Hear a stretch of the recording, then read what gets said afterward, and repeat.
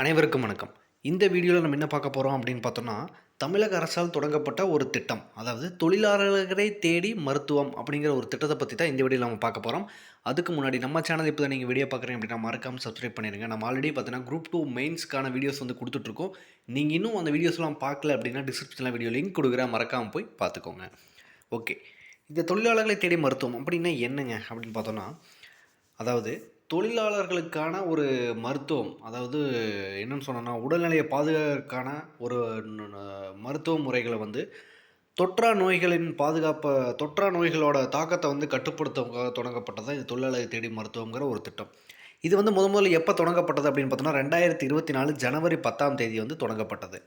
எங்க தொடங்கியிருக்காங்க அப்படின்னா, திருவள்ளூர் மாவட்டத்தில தான் முதல்ல தொடங்கியிருக்காங்க. இந்த திட்டத்தோட நோக்கம் என்ன அப்படின்னு பார்த்தோம்னா, தொழிலாளர்களோட உடல்நிலையை பாதுகாக்கவும், தொற்றா நோய்களின் தாக்கத்த வந்து கட்டுப்படுத்தவும் தொடங்கப்பட்டது தான் இந்த தொழிலாளர்களை தேடி மருத்துவம் அப்படிங்கிற ஒரு திட்டம்.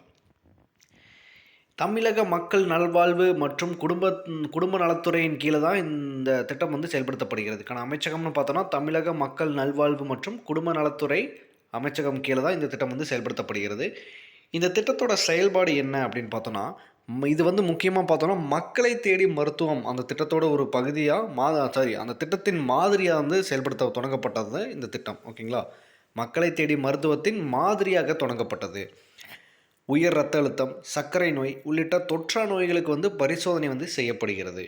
இப்போ இது பார்த்தோன்னா, அனைத்து மாவட்டங்களிலும் தொடங்கப்பட்டு ஒரு 711 தொழிற்சாலைகள்ல இருக்கக்கூடிய தொழிலாளர்களுக்கு வந்து பரிசோதனை செய்யப்பட்டது. முதற்கட்டமா பார்த்தோம்னா, 711 தொழிற்சாலைகள்ல வந்து இருக்கக்கூடிய தொழிலாளர்களுக்கு வந்து பரிசோதனை செய்யப்பட்டது.